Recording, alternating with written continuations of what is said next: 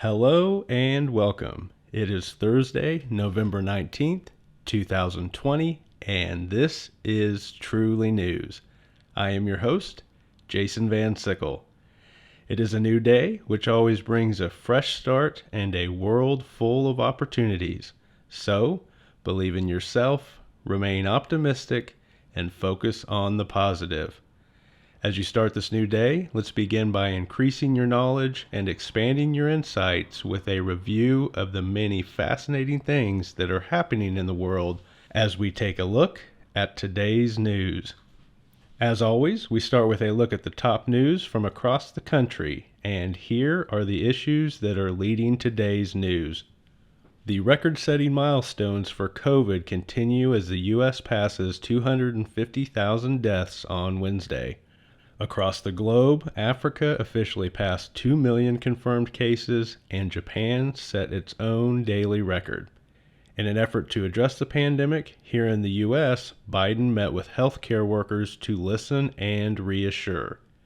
In the meantime, Trump seems to be completely ignoring the pandemic, with his attention firmly focused on fighting the results of the election and looking for ways to undermine an incoming administration.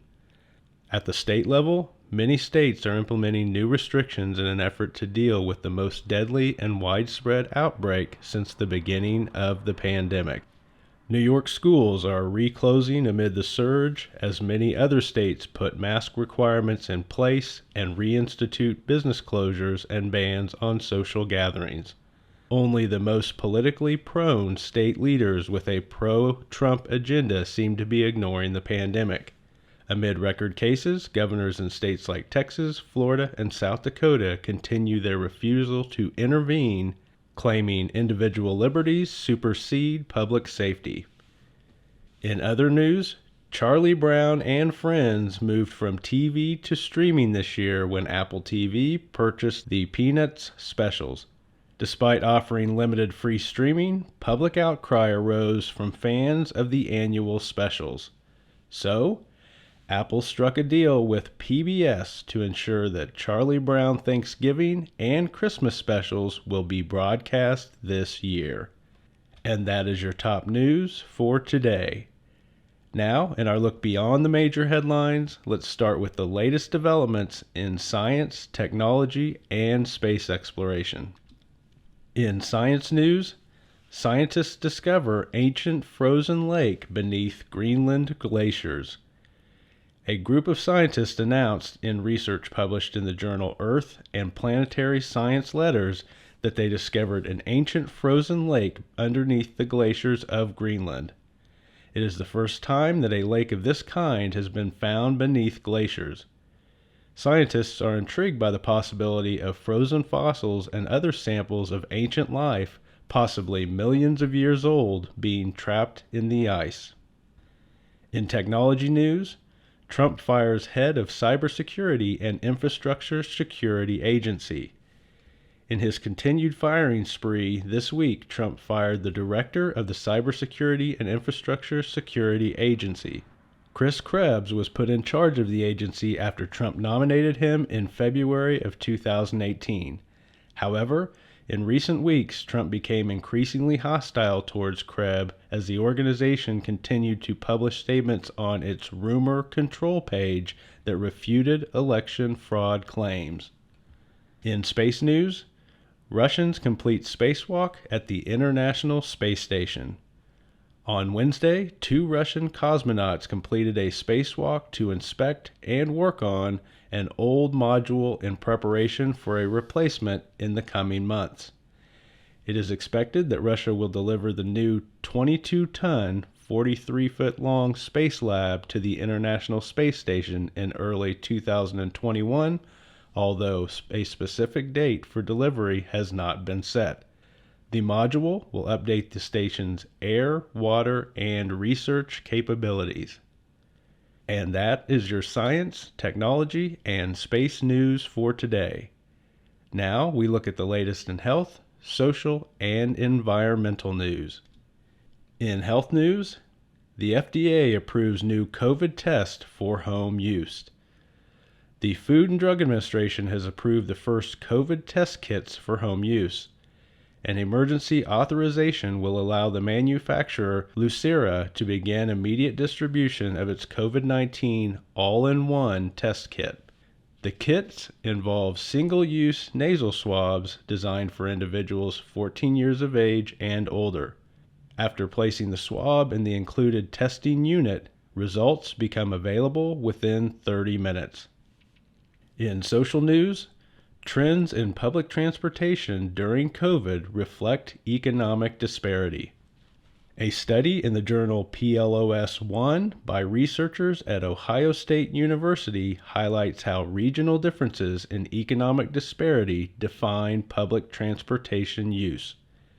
Coastal cities saw big decreases in the risky use of public transportation due to a socioeconomic diversity among users. In the Midwest and South, demand remained high as low-income workers rely on the transportation to get to work. In environmental news, Canada hopes that Biden will work more closely on climate than Trump. Bank of Canada's governor stated this week that he hopes the Biden administration will work with Canada on climate issues. Governor Tiff's concerns were part of a presentation that outlined the need for Canada and other countries to move quickly to address climate change. Global warming is seen as an economic threat, and new technologies to combat the threat represent economic opportunities. And that is your health, social, and environmental news for today.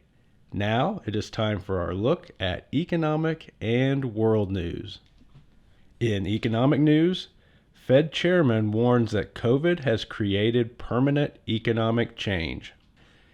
In recent remarks, Federal Reserve Chairman Powell warned that the continued spread and threat of COVID will create major risk for the health of the economy.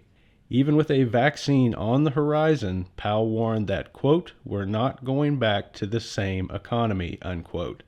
In terms of any economic recovery, he said that, quote, "we have a long way to go," unquote. He also repeated calls for additional stimulus from Congress, noting that the Fed had already slashed interest rates to near zero. In world news, senators try to stop unauthorized sale of weapons by Trump to the United Arab Emirates.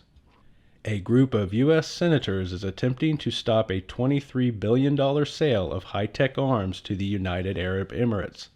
Two Democratic senators were joined by a Republican senator in the effort, saying that the rushed sale had been negotiated while sidestepping the normal congressional review process. They also noted that the State Department refused to address questions about whether the sale would create risk to national security. And that is your economic and world news for today. To wrap things up, we take a look at your entertainment options with newly released movies, shows, and books. In newly released movies, today's movie is Jingle Jangle. Decades after his apprentice betrays him, a once joyful toy maker finds new hope when his bright young granddaughter appears on his doorstep. Jingle Jangle is now showing on Netflix. In newly released shows, today's show is The Minions of Midas. A millionaire publisher gets a blackmail note just as a reporter is about to break a story that implicates him. Episodes of The Minions of Midas are now showing on Netflix. Finally, in entertainment news, our newly published book is Think Like a Monk by Jay Shetty. Shetty distills the timeless wisdom he learned as a monk into practical steps anyone can take every day to live a less anxious and more meaningful life. This book is presently number 3 on the New York Times Advice and How-To bestseller list. And that is your entertainment news for today. As always, we end our podcast with Hope for Humanity, stories about the goodness and kindness that people show each other every day. And here is today's story. From Mechanicville, New York, a project looks to lift spirits during challenging times. A mother and son had a simple idea for bringing signs of hope and support to people. Lori Barrett and her son Brandon decided to do something to lift people's spirits during these difficult times, so they came up with a literal way to share signs of hope. They traced their hands on a piece of paper and taped it to their front window as a sign that they were thinking of others and wishing them well. The idea caught on with 2,300 likes and followers through Facebook. And that is your news for November 19th, 2020. Have a wonderful day.